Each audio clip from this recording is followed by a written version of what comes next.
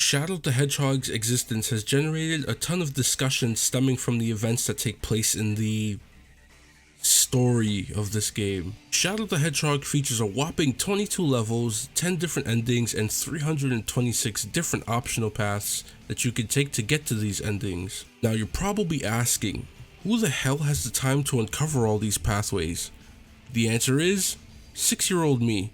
I will not be taking any more questions at this time. You only need to do 10 paths in order to gain access to the true final story, which houses the canon ending to the game. This has spawned conversation about the topic I will be discussing in this video. What is the true path of Shadow the Hedgehog? Now, it seems like an extremely daunting task to look through over 300 paths to decipher which one is the actual true path.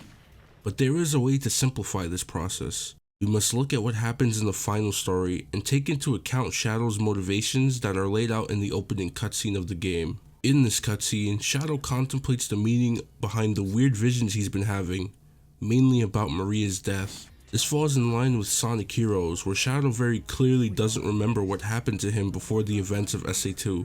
Shadow is approached by Black Doom, who tells him that if he gathers the 7 emeralds, he will reveal Shadow's origins to him.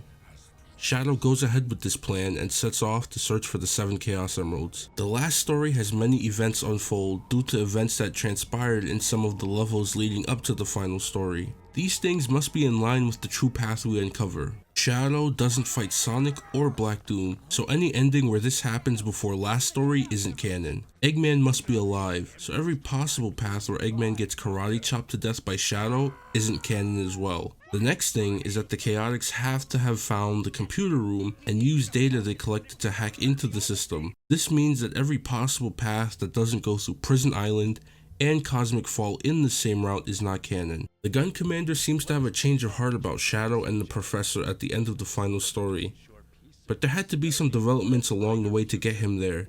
So any route that doesn't introduce the Commander and features a scene where he confronts Shadow on the Ark isn't canon, because it wouldn't make sense for him to be so hell-bent about getting rid of Shadow, not confront him directly at any point, and then do a 180 in the final story. The Commander also extends an olive branch to Shadow, apologizing to him in expert mode, which acts as an afterstory to the main game once the last story is completed.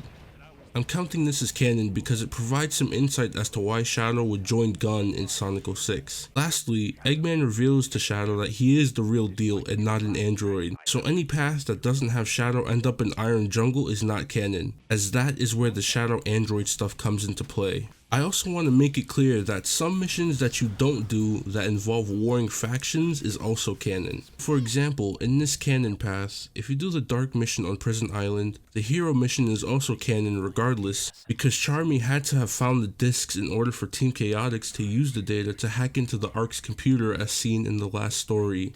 It just wouldn't make sense otherwise. If you need another example, let's look at Sky Troops. If you do either Eggman or Black Doom's mission, nothing in the overall plot changes either way in the last story. The war fought between Gun, Eggman's army, and Black Doom's aliens ultimately doesn't matter to the plot, as the central story, no matter what you do, is to obtain the 7 Chaos Emeralds. Alright, let's get into it. In Westopolis, the mission that falls most in line with the story so far is the Neutral mission, which requires Shadow to collect the Chaos Emerald in the Go Ring at the end of the stage. The Hero and Dark missions require Shadow to defeat a set number of aliens or gun units respectively. Shadow gains 2 emeralds by doing the Neutral mission.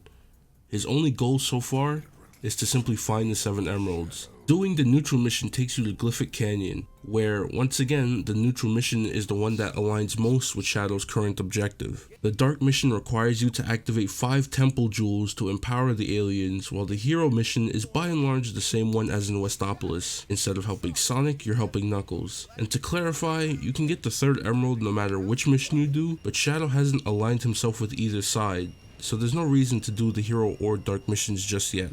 Shadow's search for the emeralds leads him to Prison Island, and this is where the shift in Shadow's motivation begins to change. Going back to the destroyed Prison Island makes him recall memories of being locked away by Gun after Maria saved his life on the Ark. Shadow gains some clarification about what happened to him, but not everything is clear. Black Doom gives Shadow the usual mission of wiping out military presence to allow the aliens to take over. The Hero mission sees Charmy Bee ask Shadow for help, collecting some top secret discs.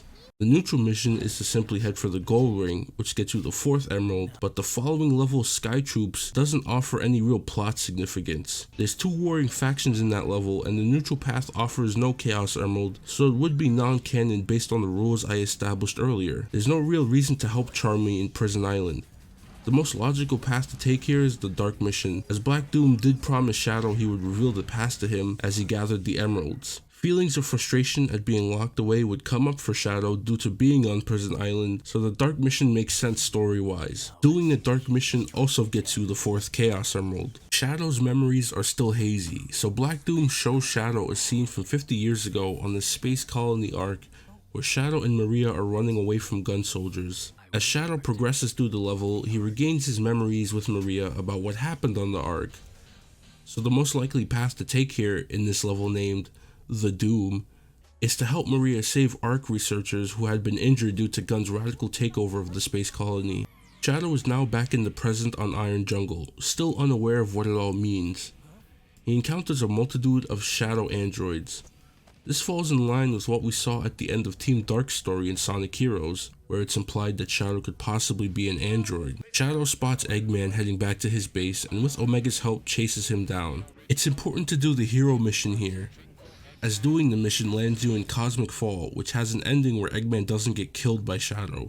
Defeating the Eggman boss here in Iron Jungle lands you the 5th Chaos Emerald. If you do the Dark mission, you end up in a stage called Black Comet, where the hero mission leads you to killing Eggman, and the Dark mission leads you to fighting Sonic, with Shadow ultimately swearing loyalty to Black Doom, which as we all know, isn't what happens in the end. Doing the neutral mission lands you in Lava Shelter, and sets you on the Shadow as an android path. Obviously that pathway can't be canon as well, seeing as how both missions in Lava Shelter leads Shadow to once again killing Eggman. During the boss fight for Iron Jungle's hero mission, Shadow is lied to by Eggman, who tells him he's an android.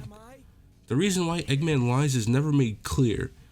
He doesn't think this Shadow is one of his many Shadow androids, and he tells him the truth during the Devil Doom boss fight in the last story, so it's just a red herring, I guess. If the Shadow android stuff was always meant to be a misdirection to make the player believe Shadow could possibly be one, they literally failed by the end of Team Dark's story in Sonic Heroes, because while they did try to make you think that Shadow was an android, as I said earlier, at the very end, they just leave a big hint that it's the real Shadow anyway. The more interesting story would have been uncovering why Eggman has an entire army of android versions of the ultimate life form, but that element is never really talked about. Oh well. On to Cosmic Fall. Shadow's journey takes him to the Space Colony Ark with more questions than answers. Here, the gun commander encounters Shadow, revealing his connection to Maria, and blames Shadow for the destruction that happened on the Ark that ended up killing Maria. The gun commander then tries to kill Shadow. The Hedgehog dodges it with ease and tells the commander that he will gladly hand himself over if it's revealed that Shadow is solely responsible for the Ark incident 50 years ago. The gun commander, unsure of what to believe at this point, falls to his knees, leaving Shadow to find the truth about what happened.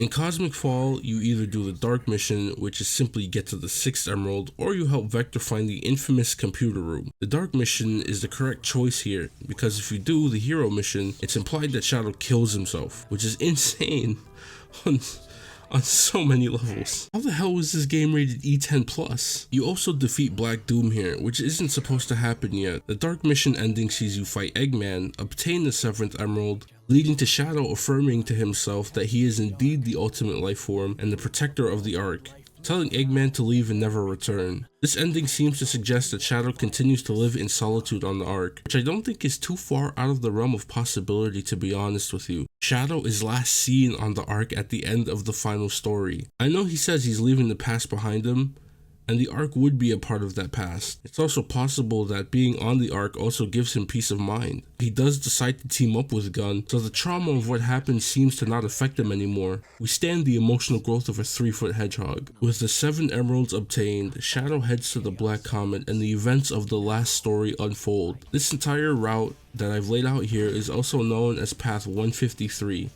Also known as the Together with Maria path. It covers all the bases needed to make a concise story that lines up with the final story of the game. It's not the greatest story ever, but it makes some sense, and that's the goal at the end of the day. Let me know what you think about this route. Is there any other route in Shadow that makes sense? As I was doing research for this, I saw a few people point out that Izuka has stated that the supposed canon route is the pure hero path, but that leads to you defeating Black Doom before the last story, so it doesn't make sense to me how that could be it. If anyone has a link to an article where he says this, I would love to read it. Shout out to Sonic Lore posting over on Twitter. Pretty much every time I have a theory in my mind that I want to make a video on, they end up being one of the many places I look to for information. Really cool account that gives context to and clears up any misconceptions about Sonic games and their lore. While you're here, check out the other videos in my series of Sonic theories. That's all I got for now. Peace.